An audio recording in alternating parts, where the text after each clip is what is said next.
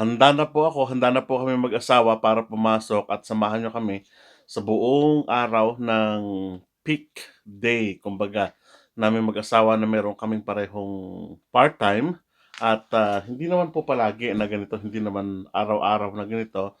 Meron lang yung araw na talagang busy kami mag-asawa at ito yung isa sa mga araw na busy kami at samahan po ninyo kami ngayong buong araw. Ganito naman kami 'pag umaga 'no, medyo naka-winter jacket. Balot na balot ang aking mga asawa. So ganito lang yung ano namin, routine namin ng kapag meron kami parehong part-time.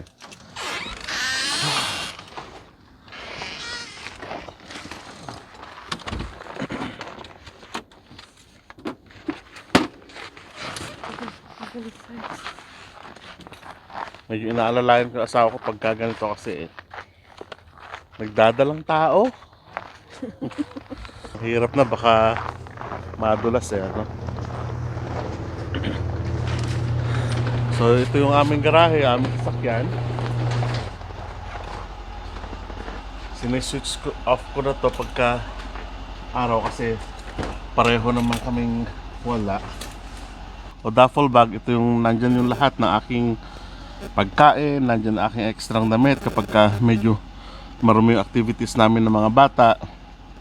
At may dalang akong activity ng mga bata, yun. Kaya pagka daycare, masyado silang active, no? Kailangan ng palaging activity. Ang aking may bahay naman, yeah. So,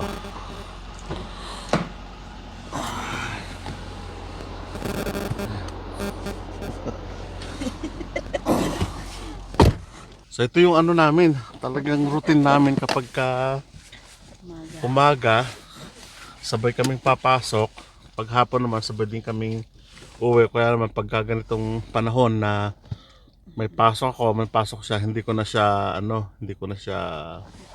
masusundo at may hatid sa isang trabaho niya. Ngayon papakita ko yon kung paano kami kabisi naman kapag yung peak day namin. Hindi naman ito araw-araw, no? Hindi naman sa part-time job lang namin ito at yun nga, samahan nyo kami para nang sa ganon at least may idea kayo pagdating nyo dito kapag meron kayong mga part-time jobs. As usual, kapag may mga traffic rules, mahalaga na dapat natin sundin kapag tayo nagdadrive na kahit na short distances lang.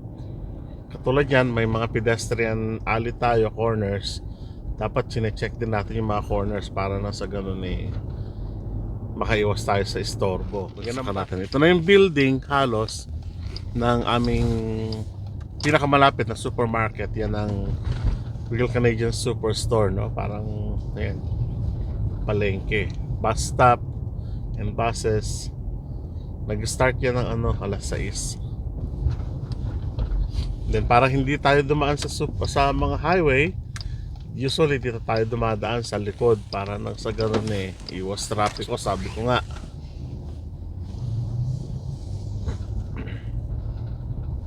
Likod-likod lang para tipid sa oras.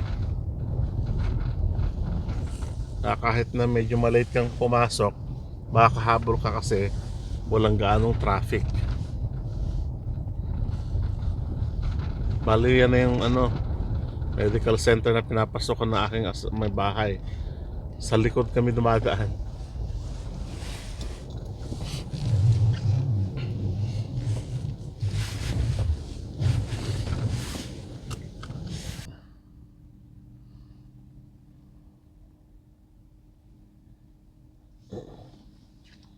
Papasok naman siya ngayon sa trabaho niya. Maaga siyang pumapasok kasi wala siyang kasama papasok mamaya. So yun yung trabaho niya sa Albert's Parliament. Hintayin natin siyang mag-lock, makapasok. Yun, kumaway na siya, ibig sabihin pwede na tayong pumunta. So ngayon, ako naman ang papasok. Nahatid ko na yung aking may bahay. It's already 7:14. Okay lang yan. Hindi na tayo late.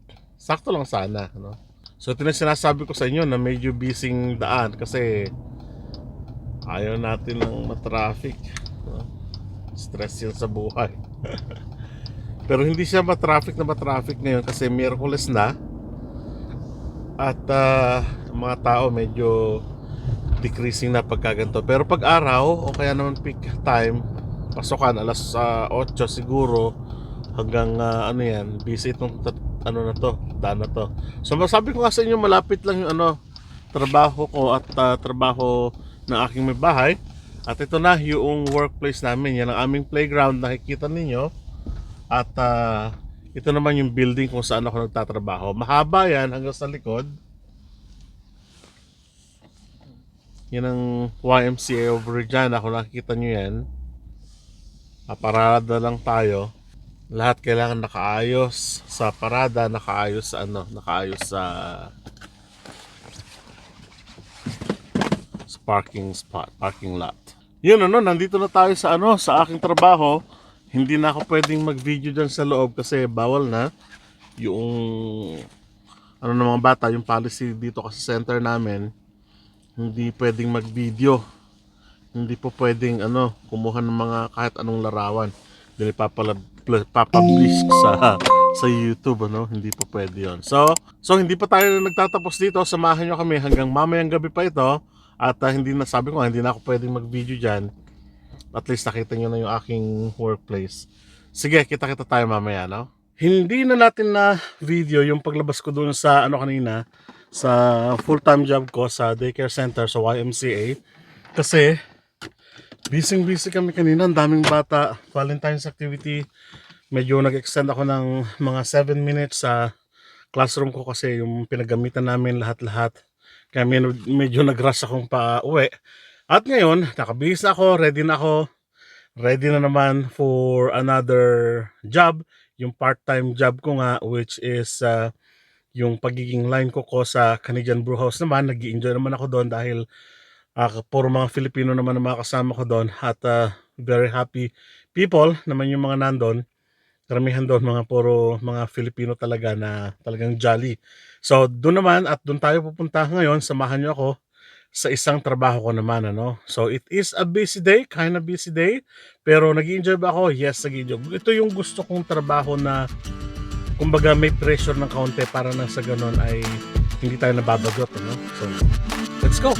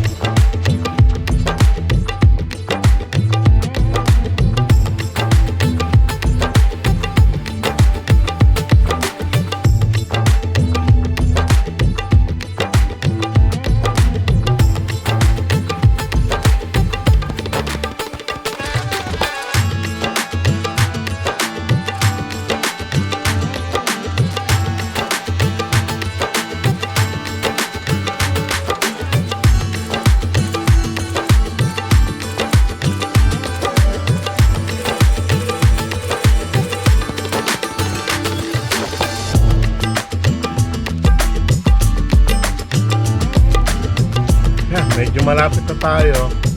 Banat na naman para sa ekonomiya ng Pilipinas. Para sa ekonomiya ng Pilipinas. Ang village sa to tinatawag na Harbor Landing Drive. Bali kumbaga parang isang baryo ito na bagong-bago. Binuo lang parang ano wala pang 15 years itong baryo na to o village na to. So magle-left tayo dyan at makikita nyo yung building ninyo sa right ninyo. Maya-maya yung red na building, that is a Canadian Brewhouse. Diyan tayo nagtatrabaho. Tabasa nyo po yan, yung Canadian Brewhouse sa right side ninyo. So, papark lang tayo dito. Gagawin natin dyan, parallel parking, ano? Para magkasya tayo dyan.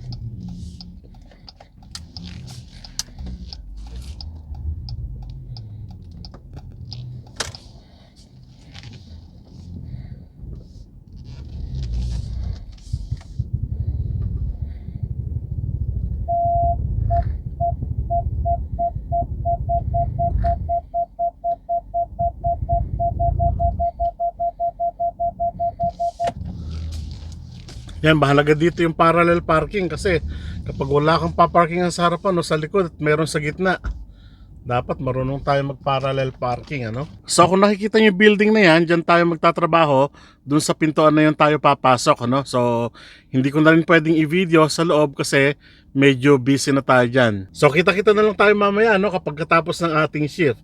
So babanat muna ako, mag-exercise muna, magtatrabaho muna, and then babalikan ko kayo. Okay, tapos na naman tayo sa ating shift hanggang alas 9 ng gabi.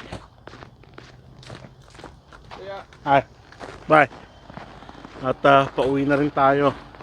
Ngayon susunod naman, susunduin natin yung aking may bahay, aking misis. And usually kapag ganitong winter, pinapaandar ko na ng 5 minutes tong sasakyan para hindi masyadong malamig. At medyo busy kami ngayon kasi February 14th na pinapanood nyo yung video na ito, merong yung promo na kung tawagin Surf and Turf. Medyo busy yan sa family at medyo may malaking discount for family na sa-celebrate ng Valentine's, and maraming promotion, maraming deals sa mga restaurants kapag may mga events na tulad nito. So, basically, uwi tayo, yung dinaanan natin kanina, yun yung ating tatahakin uli pabalik at susunduin naman natin yung aking may bahay. Siyempre maliligo muna ako, shower muna at para sa ganun fresh naman pagka sumundo tayo at hindi gaanong hapo yung katawan. Pero hindi naman gaanong mabigat yung trabaho natin dito sa restaurant na yan kasi nga ano lang naman siya, kumbaga usually ginagawa ko lang naman salad, medyo busy, salad, fries, dami-daming fries, and mga wraps kung tawagin natin o mga burrito. So yun yung mga pangunahing ginagawa natin. So let's go and let's hit the road at susundo pa tayo.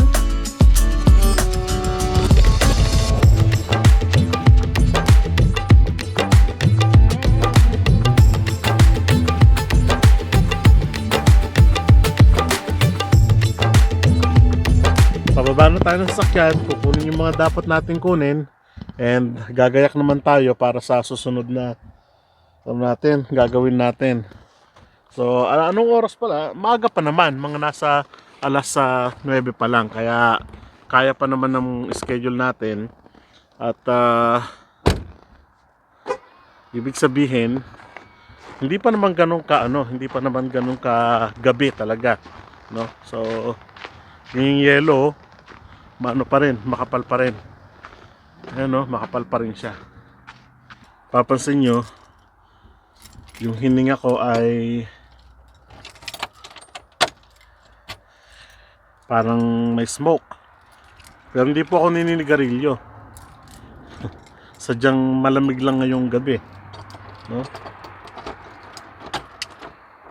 Okay, so pagpasok naman natin, gagayak tayo sa sa susunod nating driving.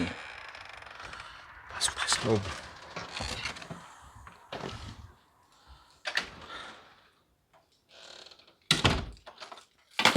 Okay, maliligo muna ako. Samahan nyo naman ako mamaya sa pagsundo sa aking asawa. At medyo nangangati na yung aking ulo. Kaninang umaga pa nag-shower. Yan ang aking trabaho, Canadian Brewhouse. Diyan ako nagpa-part-time. Yung pinakita ko sa inyo kanina. O gusto niyo pang buhay Canada? Sabi ko nga, hindi naman ito pang habang buhay, no? Ito ay ginagawa lang natin para nang sa ganun ay malibang tayo. At saka, syempre, para kumita ng pera, pandagdag gastos. Kung tutusin, kaya naman dun sa isang trabaho. Pero kung minsan, wala naman tayong ginagawa, sabi ko nga, go for it na pa tayo. Siya pa yung yung kikitain natin. Panggasolina din yun. So, shower lang ako at kita-kita tayo mamaya. So, pag mga ganitong panahon na at alas 9 na, parang yan, ewan ko kung nakikita nyo ngayon, naka-blur po siya kasi. Kung mga ganitong panahon na, medyo nandito na ako sa bahay. Hindi busy ngayon sa Canadian Brewhouse kasi medyo nag-uulan o nag-snow ng kaunti. Ngayon, At umuwi na ako ng maaga, no? Ang pasok ko doon ay 5 to 9 supposedly, pero umuwi na ako ng 8:30 kasi wala naman ng ginagawa, tapos na busy na kuha ko na lahat ng o nagawa ko na lahat ng dapat kong gawin. Ngayon naman, pagdating ko sa bahay, ito, maliligo na ako. Pagka-ready, yun, sibat na tayo. Kasi 9:30 dapat nakaligo na o kaya naman ready na ako para lumabas ulit kasi susunduin natin 10 minutes before 10 o'clock yung aking may bahay para hindi naman siya naghihintay doon sa labas. Nakaligo na ako ngayon, ready na ako kasi 9:15 na. Ready na naman. Then pagdating natin ng 10 o'clock ng gabi, hindi naman gabing-gabi na, no? So may time pa kami para sa isa't isa na magkwentuhan at bulahan. At yun ang ating gabi, no? Bago tayo matulog. So naka-ready na tayo. Ganito lang ang get up ko pag susundo. Kapag winter at hindi gaanong malamig, medyo hindi na tayo nagbo-bonnet o hindi na tayo coat kasi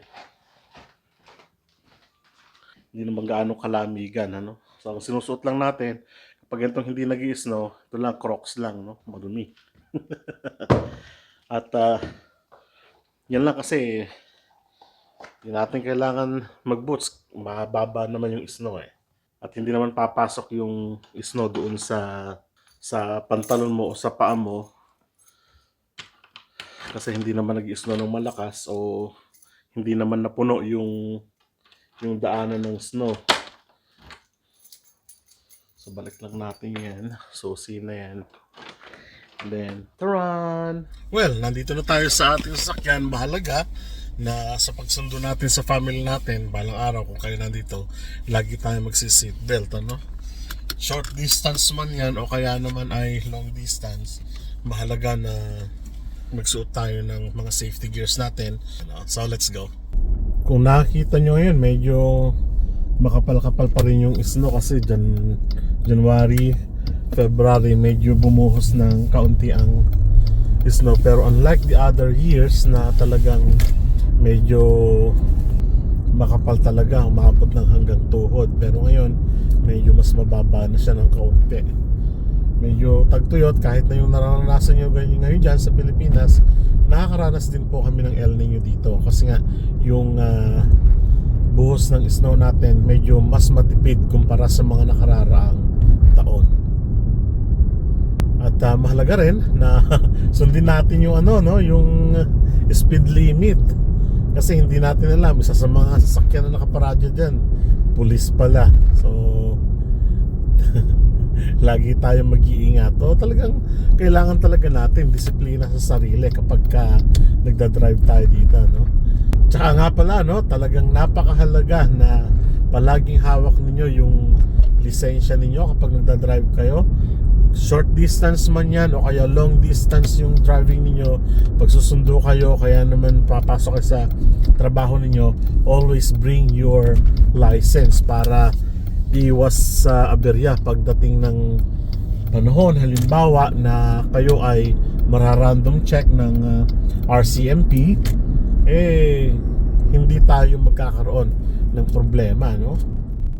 So nandito na tayo sa place ng aking may bahay, sa workplace niya. Iikot ko lang ng kaunti kasi may sasakyan na sa gilid. At tingnan yung parking lot ito, pero parang talagang marumi kapag winter season, napupuno yan ng ng putik, napupuno yan ng may asin yan, merong buhangin yan. So ito yung trabaho ng asawa ko na isa, kapag gabi dyan siya nagkakahera. So lapit lang natin ng kaunti. So dyan ang aking may bahay, So ganito yung oras namin. It's about 10:08 or 10, let's say 10:10 na, magte-10:10 na. Mag-ano pa kasi sila, bibilang ng pera, magkakahera. Anytime lalabas na sila. At anytime din uuwi na rin kami, papahinga na. Pero ganito yung routine namin. Maghihintay ako ng kaunti dito. Hindi na ako bumababa ng sasakyan, summer man or let's say winter. ganitong season, dito lang ako sa loob naghihintay, no? So hintay lang tayo ng konti. Yan na kami bahay, papalabas na. Kararating lang sa ating sakyan. Ganyan ang buhay dito sa Canada. Ngarag-ngarag pang itsura. Hindi Pagod. naman. Okay, so ngayon naman, nasundo na natin. Pabalik naman tayo ng bahay ngayon. So, 10-10, naghintay lang tayo ng, let's say, 3, let's say 4 minutes in total. Maximum ng 5 minutes yung schedule natin. Then, babalik na tayo sa ating bahay.